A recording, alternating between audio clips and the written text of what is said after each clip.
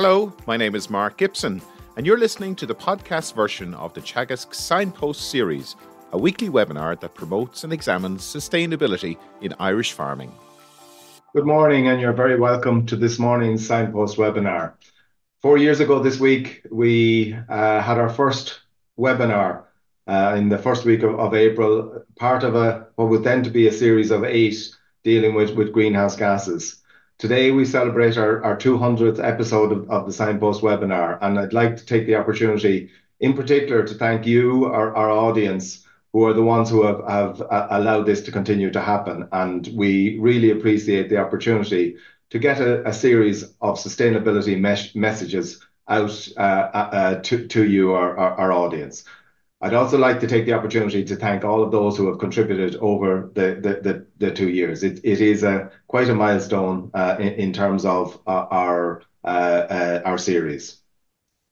Getting on then to this morning, there's been a rapid growth in the organic sector over the last couple of years. This has been, I suppose, enabled by an expansion in the organic schemes, and also in the growth in the market for organic produce. But it's absolutely essential that as we grow the numbers and extent of the organic enterprises around the country, that market grows also, and that market is balanced. Today, I'm delighted to be joined by 3 people. Joe Kelleher is our organic specialist in Teagasc. Emmet Doyle is the sector director with Bord Bia, responsible for organic marketing both nationally and internationally. And Dr. Brigid Little is feeding stuffs division is in the feeding stuffs division in the Department of Agriculture, Food and the Marine. And I suppose there are significant concerns around the availability and the level of production of feedstuffs for the organic sector. So, Joe, I might just hand over to you there just to introduce the people. We've seen a big surge in farmer numbers. So we 2,000 new farmers converted to organics at the beginning of 2023, and we had a further 1,000 at the beginning of this year. So that's 3,000 farmers that are in conversion. So when a farmer joins organic, they can't sell their produce as organic for the first 2 years. So as a result of that, we're going to see a significant increase in the amount of organic produce that's going to be available for sale from Ireland from 2025 onwards. And the question we're often asked as specialists in Teagasc is, will there be a market for this? So Emmet is going to focus on the market opportunities on both the domestic scene and the European scene, and hopefully will be able to answer that. But firstly, Dr. Brigid Little is going to look at the trade between farmers. And we've seen a lot of opportunities have opened up in this area in the past 2 years, where we've seen a significant increase in the trade of grain, in particular between organic tillage farmers and organic livestock farmers. So that this does present significant opportunities, especially for those tillage farmers, where there is a significant premium to be got on that grain. But there are some rules, I suppose, that farmers need to be aware of around that trade, and that's where Brigid comes in. So I might hand over to Brigid. So thank you very much, Joe. I suppose I'm Pat for that introduction. My name is Brigid Little. I'm an agricultural inspector in the feeding stuffs division of DAFM, and along with my colleagues, I suppose we have responsibility for conducting official controls, so inspections, audits and sampling of feed at feed business operator premises around the country, including manufacturers of compound feed for sale. So just briefly, to outline my presentation this morning, I'm going to just briefly go through the role of DAFM as regards animal feed controls. I suppose the relevant legislation that's in place in relation to the manufacture and retail of grain and compound feed. I'm going to look at selling feed produce and grain from farms, and then also look at the role of commercial feed business operators and how they differ from primary producers selling grain. So I suppose firstly to point out that the Department of Agriculture, Food and Marine is the competent authority for animal feed, and within the department, the Feeding Stuffs, Fertiliser, Grain and Poultry Division is responsible for the negotiation, transposition and enforcement of legislation in the area of animal feed. So along with my colleagues, there's about 18 between 18 and 20 staff in the division, made up of inspectors and technical staff. So we're responsible for attending meetings at EU level, standing committee meetings and working group meetings on a wide variety of issues, from GM to undesirable substances, to sampling of feed, to animal nutrition. And then I suppose negotiating that legislation and then implementing that legislation and enforcing it on the ground through official control activity, inspections and audits of feed business operators. I suppose feed business operators range from, our importers of animal feed into the country, right through storage, hauliers, retailers and manufacturers of compound feed, as well as the additives, premixtures and mineral mixture manufacturers also. So just very briefly, I just wanted to maybe put up this slide just to show the level of the amount of legislation that that governs animal feed, from pesticide residues, ABPs, animal byproducts and TSEs, legislation, undesirable substances, GM, pesticide residues. The legislation is wide ranging, but I would just like to point out maybe 3 pieces of legislation that are very highly relevant, I think, to this presentation this morning and to feed business operators and as well as primary producers. And the first is that Regulation 178 of 2002 on food and feed law. So this regulation clearly states that feed cannot be placed on the market if it is unsafe, and that it cannot have any adverse effect on animal or human health. The second, I suppose, piece of legislation is Regulation 183 of 2005. And critical to this regulation deals with feed hygiene. And critical to this regulation are 2 guiding principles. The first is that primary responsibility for feed rests with the feed business operator. So the onus of providing safe feed rests with the producer of that feed. And that is starting at the primary producer, that is starting at farm level, that, every farmer has a responsibility that the feed that he is selling is safe. And the second principle of that regulation is the need to ensure feed safety throughout the feed chain, starting with primary production of feed, up to and including the feeding of food-producing animals.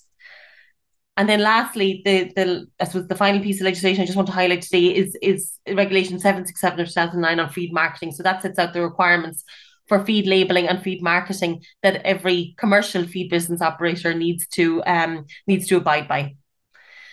So just, I suppose, a couple of definitions that I suppose are used widely in legislation and that maybe you may not be familiar with on a day-to-day basis.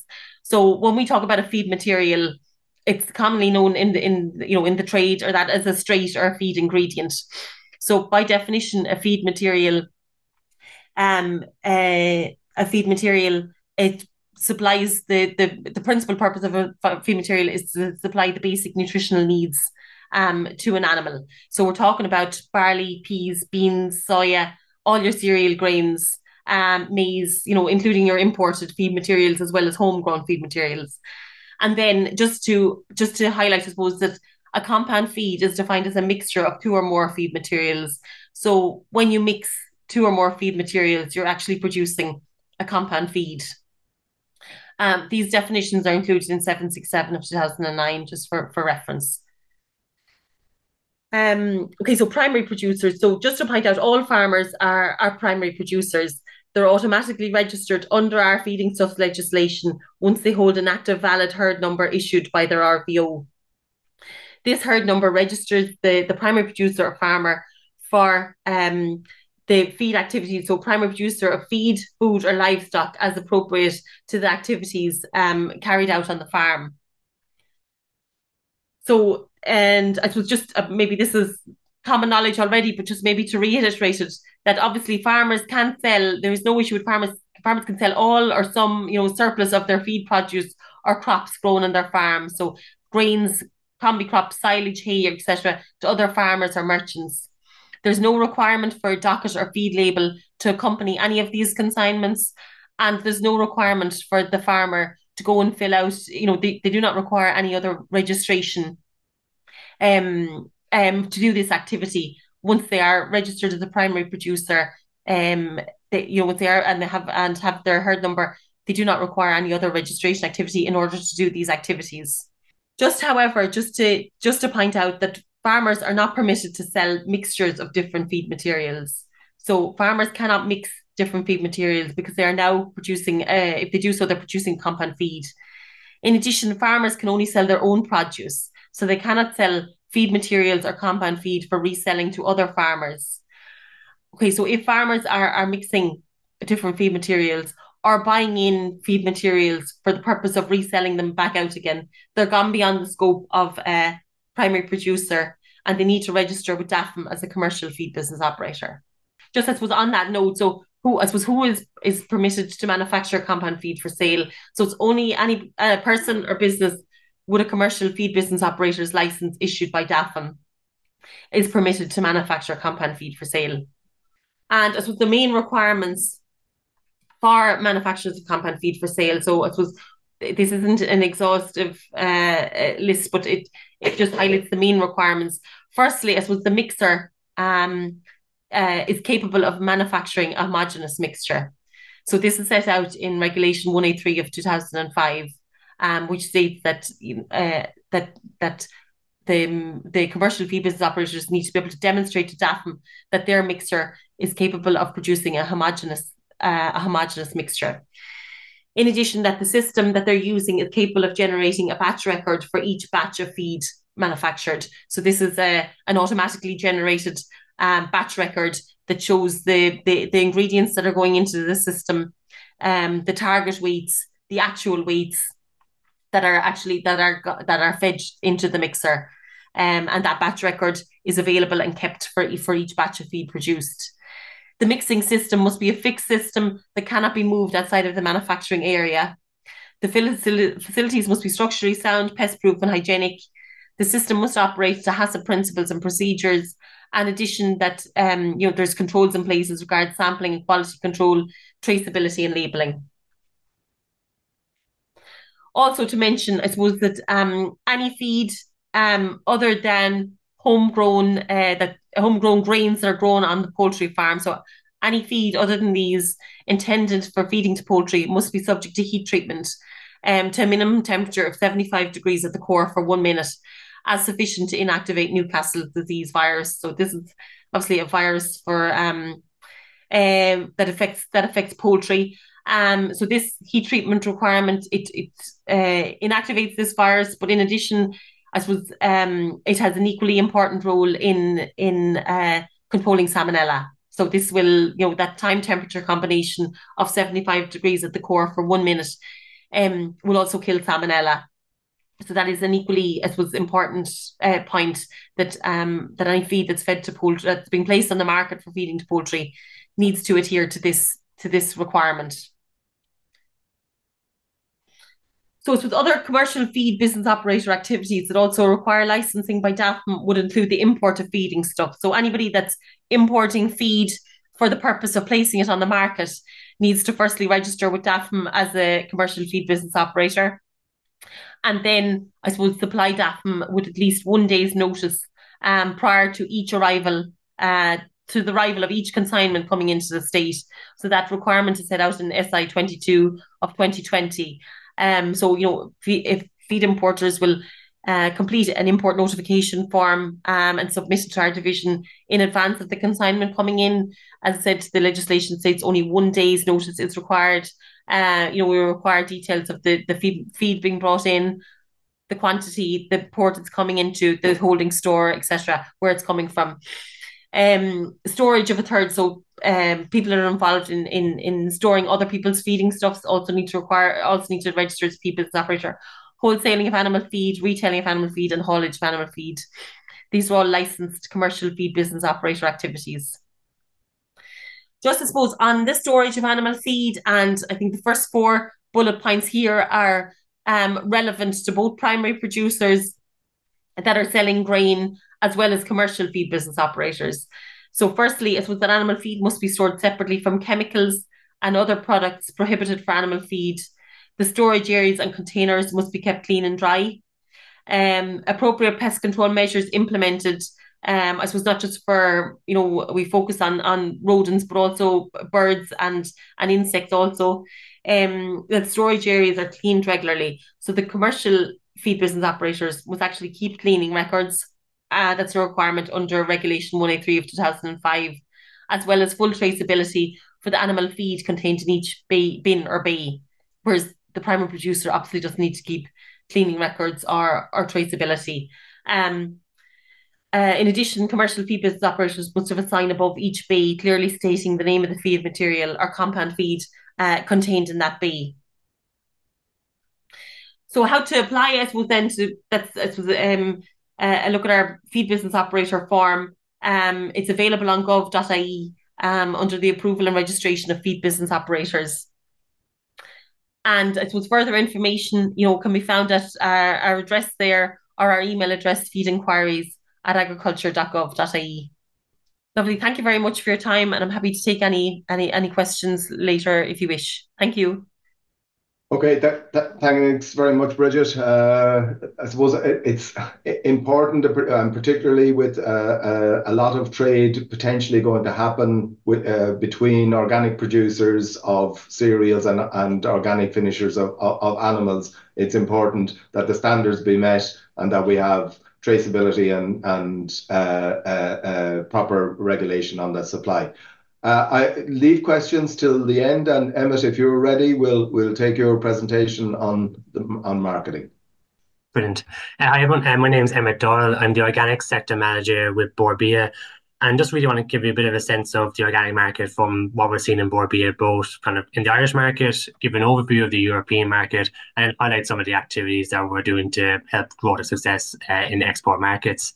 So hopefully by the end of this presentation, you'll have a better idea of the growth opportunities in the Irish market and what shopper segment we see that will help convert sales in the coming years.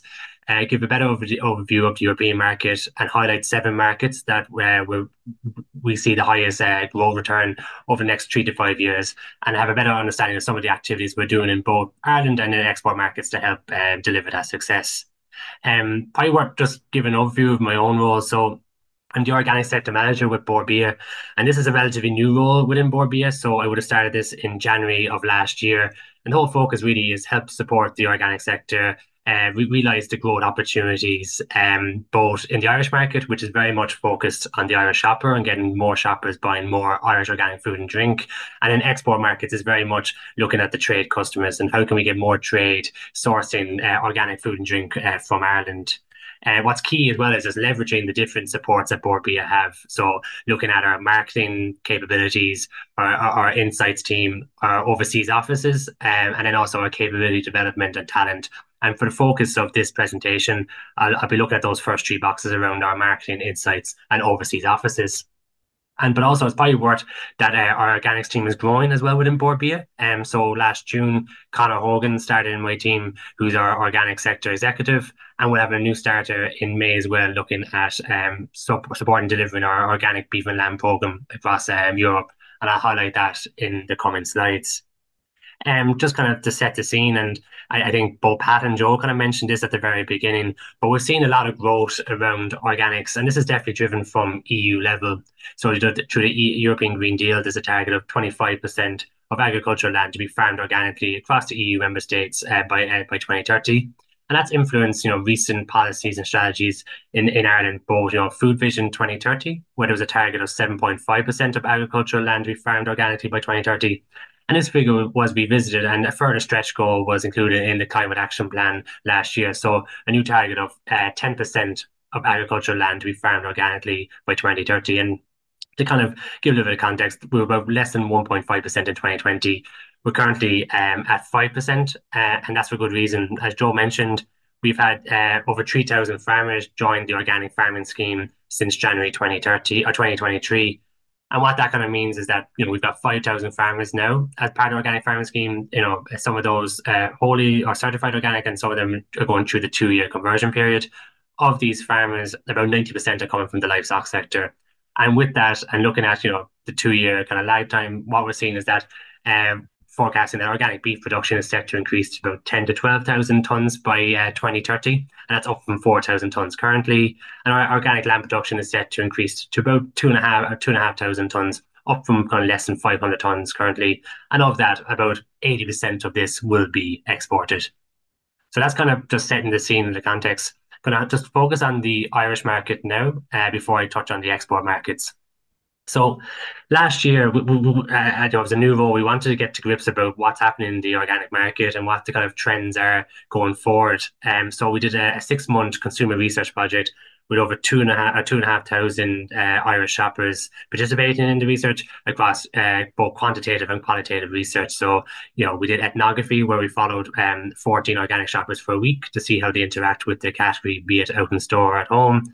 We did over 12 focus groups, and we also did a number of in-depth interviews with retailers and food service operators to see where they see the focus and the growth for Irish organic food and drink going forward.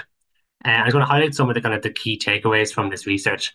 The first one, which is very positive, is that in this research, over 8 in 10 consumers said that they bought into organic category in some format over the past year, with nearly 1 in 2 claiming that they buy some organic food and drink on a weekly basis, and we're close to 70% on a monthly basis.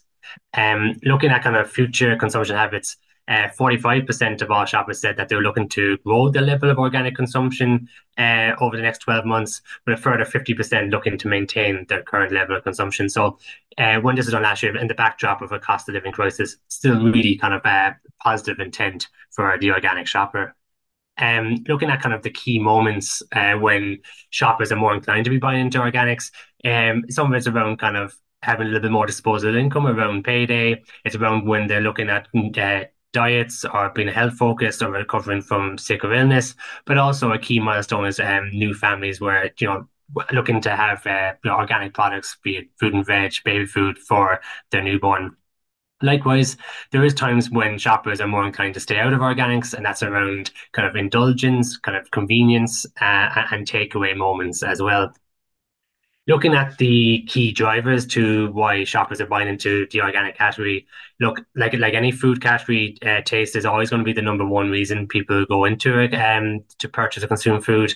But after that, it's very much driven by health and sustainability elements. So I'm really linked back to the consumer themselves. So there's a perception around organic food being better for your health. It's less processed.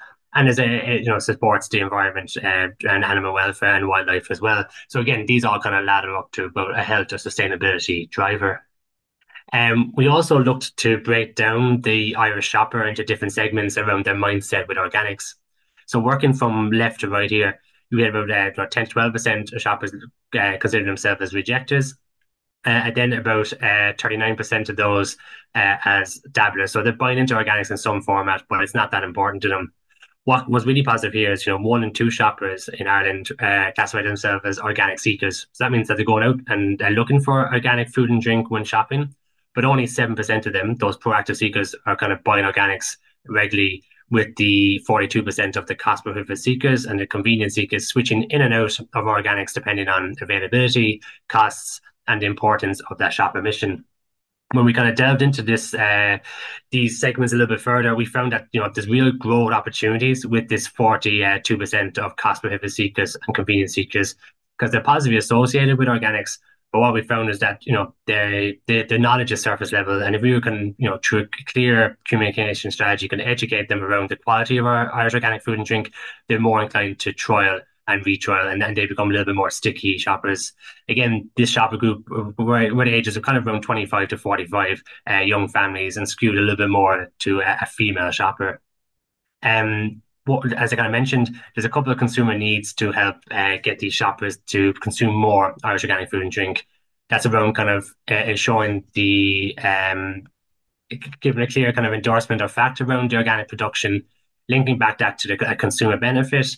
And then this helps to kind of justify why shoppers are paying a premium for Irish organic food and drink. And, what we did then was, using this research, decided to develop a marketing campaign that we launched last year. But for us, it's key is about what's the behavioral change of this marketing campaign. So what we wanted was, shoppers thinking that organic food and drink is good, but it's very expensive, to them understanding why they're paying more for Irish organic food and drink. And likewise, these shoppers at the moment are buying, mainly in conventional food, to then buying more Irish organic food more regularly as well. So that kind of came to our campaign, which was Make Your Meals a Little More Organic, certified organic food and drink from Ireland, a natural choice. So this is our hero campaign, where we had 14, 15 different organic products across, produce, dairy, meat, tillage, and with the call to action to look out for the EU organic green leaf, and then learn more on the Bord Bia website. This is an example that we did for organic produce. So the header here is good for the soil, good for the soul. So, good for the soil is linking back to kind of the organic production, and then good for the soul is bringing it back to that kind of consumer benefit and how you feel after eating organics. And then the tagline is Make Your Meals a Little More Organic. So showing how you can quite easily kind of bring Irish organic food and drink into your weekly shop. And again, in the bottom right corner there is looking at your call to action, where shoppers can learn more about what's behind organics on our Bord Bia website. So our campaign last year launched on the 31st of October and ran for seven weeks up to December 17th. On the right side here, a couple of the statics we had for the different categories. So the top left, you've got the organic dairy static around kind of natural grazing.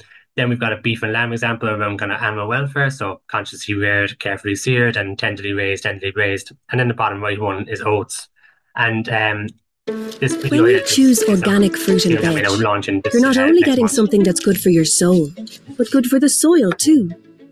So whether it's a sprinkle, a handful, a pinch, or a slice, make your meals a little more organic with certified organic food from Ireland. Yeah, so that's an example of one of the videos that we had for organic produce. And again, we had different videos for all these subsectors, along with a hero video as well. Part of this campaign, we were out of home, so we had over 200 sites right across the country, highlighting the different categories and having numerous touch points just to kind of start building that awareness of Irish organic food and drink to the shoppers. We had a number of social media posts on our own channels, but it was great to see, the retailers get involved as well. And this is an example from Lidl, who used our carrots video last year as part of their own channels and kind of partnering with Bord Bia and the organic sector around this campaign. As I mentioned, we developed a new portal on our Bord Bia website for shoppers to learn more about Irish organic food and drink. We had an FAQ section, through that research, we knew what questions consumers are asking around organics and what they want to learn more about. So really linking them back to here so they understand, what exactly is included in organic production and why they're paying a premium. And we also linked it back to the creative. So, there's only so much you can say in a video or an advert. So linking back to, why organic produce is good for the soil, or what do we mean by consciously reared from an animal welfare perspective, worked really strong. In relation to the 2023 campaign results, it was a really successful campaign from a marketing impact. We had 7.4 million reach, 1.2 million completed video views, over 670,000 radio listens, and 200 billboards across the country. But more importantly is the consumer impact as well. So we did some campaign tracking throughout the campaign with over 1,200 Irish shoppers. And we found that 84% of shoppers who saw the campaign noted that Irish organic food and drink is worth paying more for. And that was plus 14% on those who hadn't seen the campaign. 63% of shoppers said following the campaign they went out and looked for Irish organic food and drink in their shop. And again, this is 14% higher than those active seekers that we had in the research pre-campaign. And actually 4 out of 10 shoppers said they went out and bought more Irish organic food and drink after the campaign. So again, showing the increase in kind of purchase intent. Also looking at this, we looking at different attributes around Irish organic food and drink, and those who saw the campaign over-indexed on thinking that Irish organic food and drink is good, better for your health. It's it's good for the environment. There's no pesticides and chemicals. So really 9 out of 10 shoppers agreeing with these statements following seeing the campaign. So again, showing that the messaging and the communication strategy was landing through this campaign. What's great is that we'll be going live again on the 6th of May, running to the 2nd of June, which will include, again, radio, billboards, connected TV, so on the likes of the Sky Player and RTE Player, YouTube, online advertising, and social media. The campaign itself will conclude at Bloom. So there's an organic corner in the food village in Bloom. So we'll have 12 or 13 organic line companies selling their products to over 100,000 consumers over the weekend at Bloom. And we also have industry asset backs, so sharing all these assets with our client companies, so Irish organic manufacturers and our industry partners, the likes of Teagasc, so we can further amplify this campaign throughout May and June. So that's kind of everything focused on the Irish market. Now we're just going to highlight a bit of focus on the export markets. From a Bord Bia perspective, the focus in export markets is identifying new opportunities, be it new markets, new channels, new customers, and then delivering lead generation activities. So delivering activities, to convert these opportunities into new listings for our Irish organic client companies in the sector. And also then is partnering with our current customers to support their current Irish organic sourcing. It's probably worth noting as well that that Bord Bia, we've a large overseas office network, which is key for growing exports. So we've got offices right across Europe, continental Europe, the Middle East, Southeast Asia, the US, and Africa. And it's those offices in Europe are going to be really important to help drive those exports in the next 3 to 5 years, as we see this is the highest opportunity for the organic sector. As part of that, as Joe mentioned at the very beginning, and particularly from an organic meat perspective, there's 2-year conversion period. So we're going to see a lot of product coming on stream from 2025 and 2026 onwards. So with that in mind, we've kind of spent the last year and a half, or year and a bit, looking to see where the opportunities are, working with industry through both the organic strategy forum, but individually with stakeholders and client companies to see where they see future opportunities for our exports. In the autumn last year, we did a large secondary research project looking at kind of 10 markets that had been identified to see can we validate the opportunities in these markets. And I'll go through some of these highlights as well in the coming slides. And currently, we're doing a large pan-European research project, both trade and consumer, in 7 markets, which has come through this whole process. So looking at some of the highlights from that secondary research project, the European market is a large market. It's worth over 53 billion euro and grew from about 7 billion euro back in early 2000s. When you break that down by the different markets, Germany and France are very, extremely large markets working on, 15 billion, 12 billion respectively. But you've got other interesting markets like the UK, with, worth 3.5 billion, the likes of Sweden and Denmark, kind of 5 billion combined. But even the Netherlands and Belgium worth over a billion euro. And what's really useful here is that these are markets that Ireland Inc. has an established network and route to market and for exports as well. So high opportunity to further grow our organic exports in these markets. Kind of pulling out 2 of these examples, and you'll see this, the sheer growth in the German and the French organic markets over the last kind of 10 years. In the German context, going from about 7 billion up to 15 billion from 2014 up to 2021, and likewise France going from about 4.5 billion to 12 billion in that same period. So there has been stories around a slight decline in sales in Germany and France by a couple of percent in 2022, 2023. But, you need to look at the big picture here and see the sheer growth we've seen in these markets. So a small bit of stabilization is still, it's nothing to worry about. There's still a lot of opportunities for organic exports across many sectors in both of these markets. Looking at a per capita consumption, I think the global figure is about 17 euro per person is the average figure of organic purchases in a year. So Europe heavily over-indexed in this. You've got really unique markets like Switzerland and Denmark who have over 350 to 400 euro worth of per capita expenditure. But these markets have high self-sufficiency and are kind of expensive markets anyway. What's interesting here, the likes of Austria and Sweden, over 250 euro per person and spend on organics. And likewise, looking at the sheer size of Germany and France as markets and their population, still tracking about 180 euro per person spent on organics on an annual basis. It's one thing to have high per capita expenditure and also have a large organic market, but for us and Bord Bia to make the best opportunities, these markets need to be importing organics to meet the demand. And you'll see here the likes of France and Germany rely heavily on imports to meet their consumption. And likewise, there's strong opportunities in UK, Austria, and Sweden as well. Another point here is that looking at inflation, and we've seen recently that inflation is at the lowest level at the moment. I think a report came out this week across a lot of European markets, and this has a positive effect for organic sales, for the fact that when people have a little bit more disposable income, we see trade up opportunities and more shoppers going into organic. So again, quite positive here that we're looking at a stabilization and a decline throughout 2024.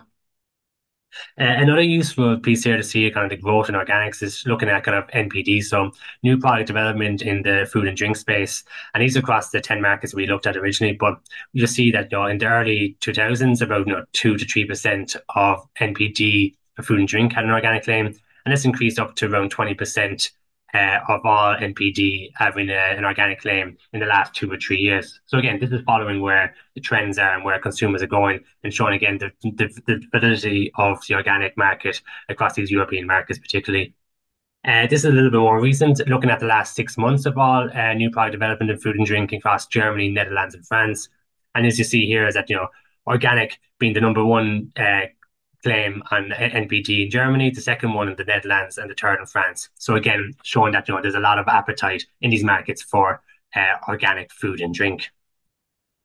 Looking at kind of where the sales are in these some of these markets, and you'll see that over 65% of organic sales come through mainstream retailers, so the major grocery retailers in Germany and the UK, and about 50% of sales in France. So and when you look at this from an organic meat perspective, it would even over-index higher because these multiples have a larger share of organic meat sales. So probably looking at 75%, 80% of these sales in these respective markets. And then this is an insight that we took from our beef brand health check. So we're looking at different markets and how Irish beef is performing from a consumer perspective. And here in the UK in December 2022, saw that 9 out of 10 of kind of heavy organic beef buyers would buy Irish organic beef. So again, showing that there's opportunities to grow our exports and our sales of Irish organic beef in some of these closer markets to home.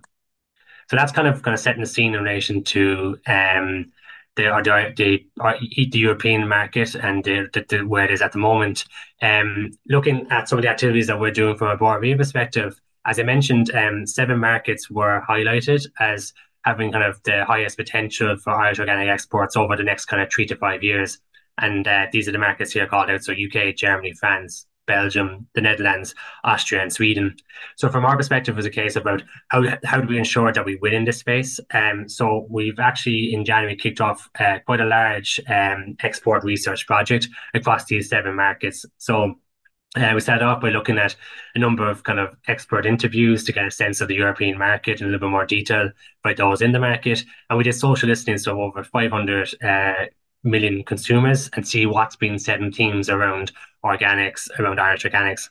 The second phase of this research, we've conducted 20 in-depth customer interviews with kind of retailer and food service customers around seeing the opportunity for Irish organic exports in the years to come and where we can win and what's our kind of position in the market. So a lot of these customers were kind of category directors, commercial directors, and worked in a number of different retailers and food service operators across these markets.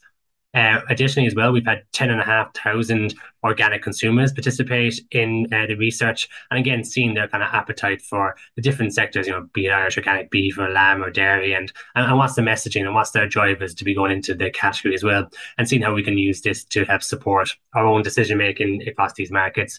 And we're currently in phase 4 at the moment, so we're in the research analysis and delivery phase and this is, once we have this ready, we'll be able to look to kind of highlight some of the opportunities that we see, share this back to stakeholders and our client companies, and will help shape our kind of decision making over the next 3 to 5 years as well. Another piece just to mention is that last year we were awarded an EU co-funded campaign. So we put an application to promote organic beef and lamb in 4 markets, being Germany, Sweden, Austria and Belgium. Excuse me. So this will be a 3-year program targeted at trade buyers and really promoting, under the EU umbrella of organic beef and lamb, but really kind of dial in the uniqueness of our Irish organic system around kind of being grass-based and pasture-raised. So this program is worth 2.7 million over the 3 years, and it's co-funded between the EU and Bord Bia. What will help deliver is we'll be doing 16 in-market events for trade buyers and media. And we call these organic meat academies, where we bring over, some of our organic experts, be it, farmers, processors, chefs, and we kind of educate trade and media about the quality of our Irish organic beef and lamb and our systems. Likewise, we'll be doing 6 trade shows over the 3 years across Austria, the Nordics, and that Expo. And really importantly as well is that we'll be bringing between 80 and 100 organic and meat buyers and trade media into Ireland over the 3 years. So they'll come in and they'll be able to see the quality of our Irish organic farming systems firsthand, walk the farms, be in the processors. And there'll be also opportunities to highlight other Irish organic sectors while they're in Ireland as well. So it's really going to help kind of brand the Irish organic sector as a whole across these 4 markets. And again, this budget will help us kind of ramp up our B2B marketing, new content, new websites. So really kind of promoting that, Ireland is on a journey around organics and the quality of our Irish organics, food and drink, and help support future growth in our exports. Trade shows as well are extremely important, particularly as we look to get new customers for the Irish organic sector. So last year we did 2 trade shows. We did BioFac in Germany, which was on in February, and that's the largest global organic trade show in the world. And then we did NAT Expo, which is more kind of a French and Continental Europe trade show in Paris. So between those 2 trade shows, we had 17 client companies exhibiting, and it helped deliver over 80 quality leads. So like using our offices in these markets to link customers in with our client companies, and potential worth of a multi-million new business over the next kind of 18 months to 2 years. We were in BioFac again in Germany this February, and again had brilliant engagement for the clients exhibiting, and a lot of opportunities hopefully to come on stream over the next kind of 2 years. Also, as I kind of mentioned, kind of partnering with current customers who are sourcing Irish organic food and drinks is really important. So this is 2 examples we did in the last year. So we had Vomer in the Netherlands, who's a Dutch retailer sourcing Irish organic beef, and also Ocado in the UK. So they're the largest online retailer in the UK. And what's great here is that one, where we have opportunities to kind of showcase that there's a consumer want around our Irish organic produce. For example, someone like Ocado have double-digit growth around Irish organic beef based on working with their supplier, but also with Bord Bia and these promotions. And there's opportunities to bring in other categories now with both of these retailers, and we're exploring this to extend ranges into other Irish organic sectors such as lamb. So with that, just got a couple of kind of key takeaways before we go to the Q&A section. From an Irish market perspective, look, we're in a really positive place. The Irish market is in its infancy compared to our mature continental Europe, but we still have 1 and 2 shoppers going out looking for organic food and drink, with the key drivers being kind of health and sustainability. The 2023 marketing campaign performed really well. It helped build awareness around the quality of our Irish organic food and drink, helped increase purchase intent and the perception around the sector. And that campaign will be going live again on the 6th of May. So hopefully you'll see billboards, hear radio ads, and see the TV ads if you're watching the RT player, the Sky player. From a European context, export context, even the European market, it's quite a large market, worth over 53 billion euro, 20 years of growth. The European shopper over indexes on purchasing organics, so a great place to begin with from our exports perspective. Looking at an organic meat and dairy area, like pasture raised or grass-based production around organics is a clear differentiator. And for us in the exports over the next 3 to 5 years, we'll be looking at kind of continental Europe and the UK. So those 7 markets of Germany, Austria, Sweden, Belgium, the Netherlands, and the UK is going to be a key focus for us to grow our exports. So with that, I say thank you very much for listening, and happy to take some questions. Okay, thank you very much for that. If you just stop sharing there. Just to remind you that if you have questions for Emmet or Brigid, if you use the Q&A, a good few questions coming in there. I suppose one question that's coming in, and it asks a question for Emmet. Marketing organic produce suggests that conventionally produced food are not healthy, more damaging for soil and lower animal welfare standards. While public opinion may follow this narrative, is there evidence to support this? And I suppose an ancillary thing is, where does this sit with marketing of the vast bulk of non-organic with Bord Bia? You have a responsibility and a balancing act to promote, I suppose, the positive qualities of both. Oh, yes, absolutely, and they're not in competition at all. Looking at organics, it's only ever going to be, max 10% of output. And where we see the opportunity is that a lot of these retailers and consumers are looking for something that's certified organic. So our conventional can't meet that. So it's a different tier from talking to massive retailers across Europe, they see the quality of our conventional beef and lamb and dairy and the reputation that has as a gateway for why they'll extend their ranges into organics. So again, it's never going to be competing against each other. We have an unbelievable reputation for our grass-based system, and that's why I called out that from the organic beef and lamb, that our differentiator in the EU campaign is around pasture raised and grass-based. So they're not in competition at all, and we would never undermine conventional for organics. It's a bolt-on to our offer at the moment. Okay. And Joe, I'll come to you then after this. Just there's a number of questions around combi crops and the sale of those between farmers. And I think you indicated at the beginning that there isn't a problem there. There is a mix of plants in it, but sold as a combi crop, that doesn't cause a problem in interfarm sales. Yeah, or Brigid? Yes. Well, I suppose just to set the scene, these combination crops will be the most popular crop that are grown on organic farms and traded between farmers. So they're typically a legume and a grain crop that are grown side by side in the same field.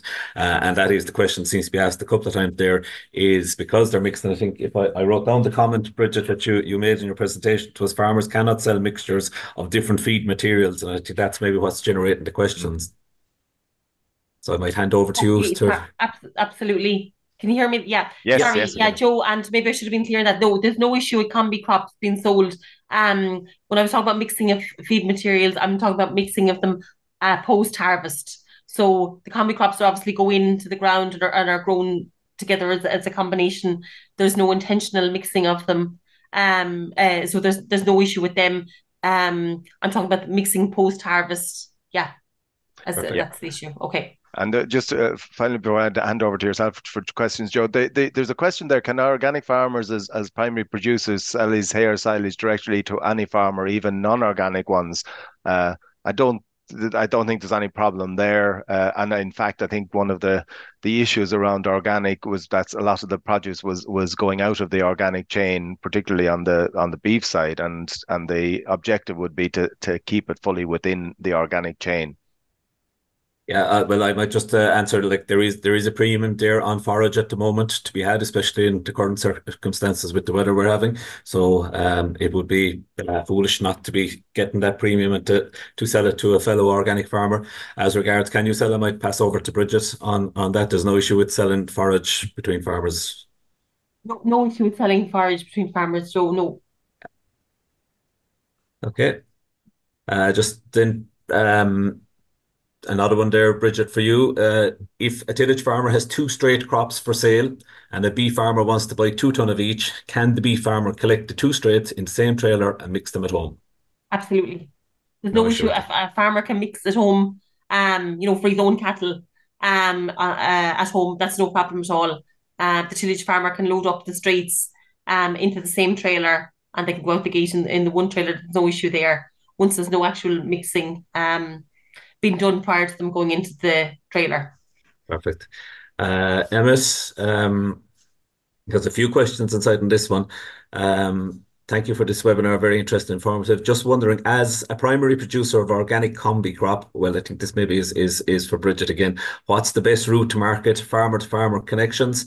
And is there contacts with distributors to grow Irish organic feed crops? I'm assuming farmer gets best value if they can sell direct, but the workload, risk and storage can be an issue. Just thoughts from the panel, please. Brigid, do you want to comment on it first? Joe, it was from from feeding stuff perspective, we've no issue where he sells it So I don't know any help on this one. Yeah, as regards the farmer-to-farmer connections that we are seeing, I suppose, in our specialist team and organic advisor team, there is a lot of connections being made, and we are putting farmers in contact with each other. But we should mention that the Department of Agriculture recently launched the Organic Trading Hub, which is there specifically to link farmers and with livestock and feed specifically are the 2 main products that we would see that being used for. So I think that is the avenue we would really be trying to promote for that trade to grow between Irish producers. Joe, Go on, Pat. sorry, go on ahead. Yeah, there's a question there. I have heard that 70% of organically produced lamb sells as conventional. How can we secure a real market premium for farmers so that they don't rely on just subsidy payments, so that there's real market opportunity there? Yeah, no, this is something that's been talked through as an industry and through the organic strategy forum about how can we address leakage. So I think back in early 2020, it was about 84% of organic lambs were being leaked into conventional. It's down to about 70%. And we're looking to see how, as an industry, we can reduce this further. A lot of this has been lost at store level, so been sold in kind of conventional markets. It's also kind of a lot of West Coast farmers, and then not having a valve to kind of finish those lambs on the East Coast. So there's a big work between the Teagasc, ourselves, the department, IFA, to see how we can address it. It's not a case particularly at the market end of it. It's actually a coordination and a supply chain issue to bring it through. We've got customers who, a lot of positive conversations, particularly in Europe, around organic lamb. The issue is that they do need 52 weeks supply. Seasonality is a bit of an issue. So how we can extend the season, how we can get consistent supply coming through is areas that we're working as an industry. I don't know, Joe, I know you've been doing work on this as well. Yeah, I'd agree. There is a body of work to be done with the connectivity of getting that lamb to flow across the country, from the hill sheep farmers in particular to finishing farms, and on to the processors. So yeah, it is a body of work in progress. There's two questions here, Emmet, on specific kind of sectors. First one is on dairy. Does Bord Bia have a plan to specifically market organic dairy? Given the milk price currently being paid to organic dairy farmers, well, the milk price currently being paid to organic dairy farmers is going up as high as 69 cents. So there is a premium there. And I'll ask you the second one as well. Does Bord Bia have any intention to develop export markets for organic horticulture produce? So dairy and horticulture.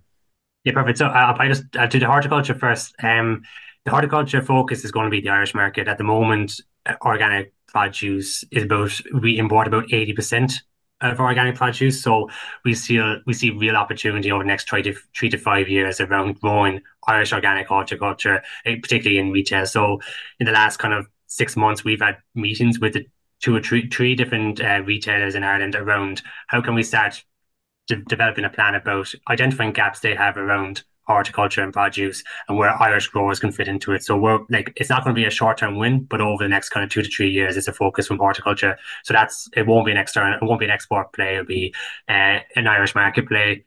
In relation to organic dairy, yeah, exactly. The issue at the moment for organic dairy is it's quite a small sector. I think about 23 million litres organic dairy versus about 9 billion litres on conventionals. We do a lot of work within subsectors there. So through the Irish market campaign, dairy was center stage there, both from liquid milk, farmers cheese, and yogurt. So it's growing that awareness and getting more consumers buying into Irish organic dairy in the Irish market. Then from an export play, over 90% of organic farmers cheese and cheese is exported. So we're working with that sector to help grow that further as well.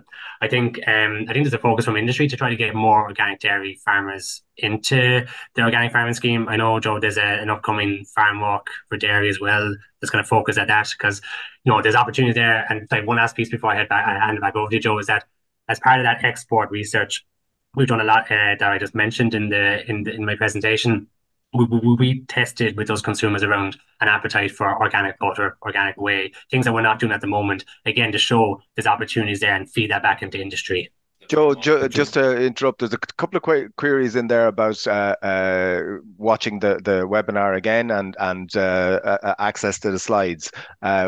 By early next week, we'll have the webinar posted on the Teagasc website. If you just Google Signpost webinar, you will get access to all 200 previous webinars and the slides for them. So they'll all be there, and that should be there by early next week. So just answer the two questions that are there in relation to that.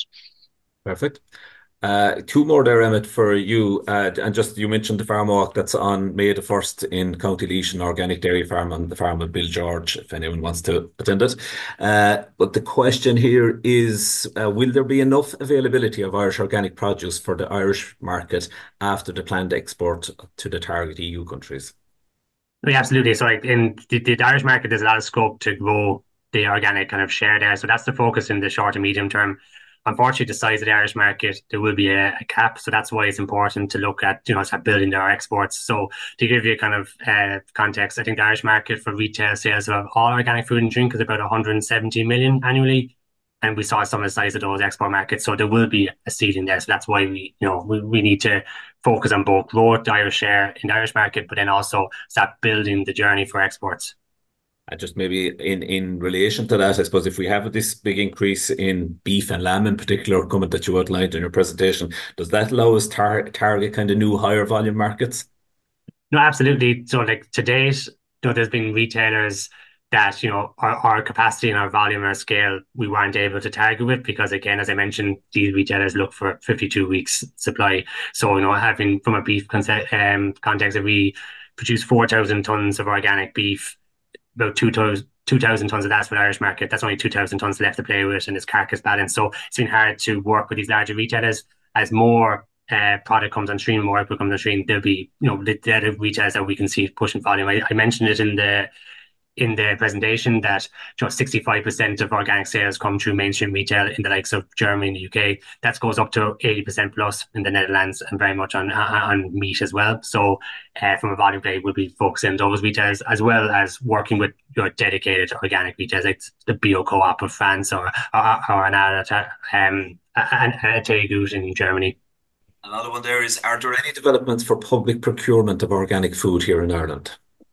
Yeah, no, there is indeed. There's a new target of 10% of sales, I think, in relation to green procurement to be organic. So I know that's a big kind of target as part of the organic strategy forum and the new national strategy for organics as well.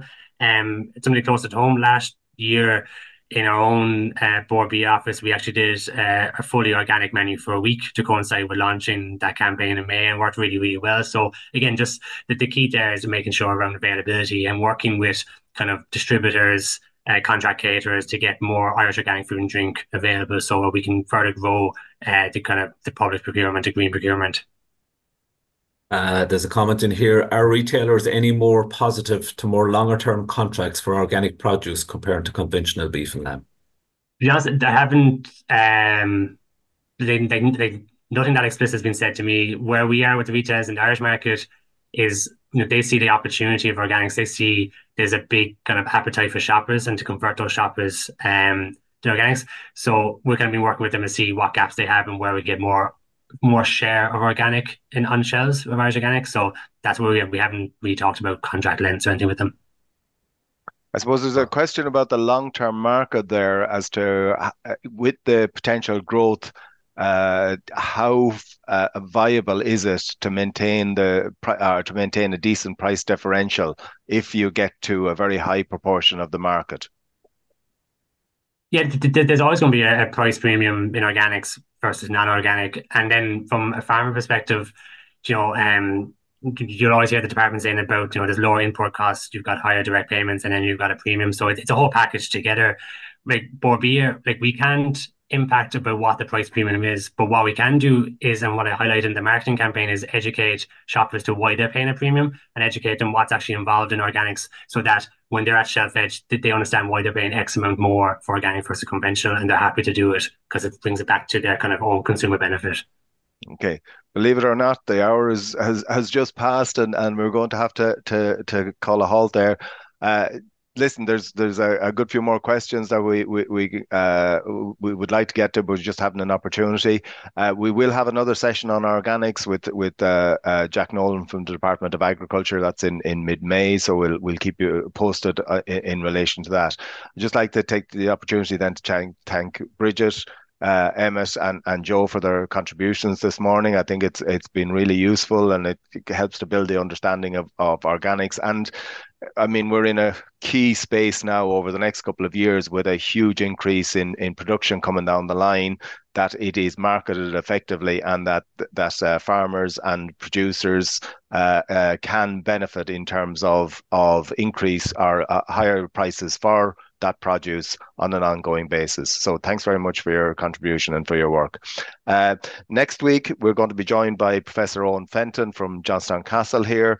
And Owen is looking at the pitfalls of measuring carbon stock from grassland soils, a hugely important element of our climate targets is looking at how we capture and measure and get credit for what's captured in our soils. So Owen will be dealing with that next week.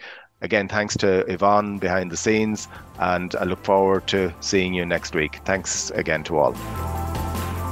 You've been listening to the podcast version of the Teagasc Signpost Series, the weekly webinar that promotes and examines sustainability in Irish farming. Don't forget to join us live every Friday morning for our latest webinar. For more, visit teagasc.ie. And you can also rate, review, and subscribe to the Signpost Series on Apple Podcasts, Spotify, or wherever you get your podcasts from. I'm Mark Gibson, and thanks for listening.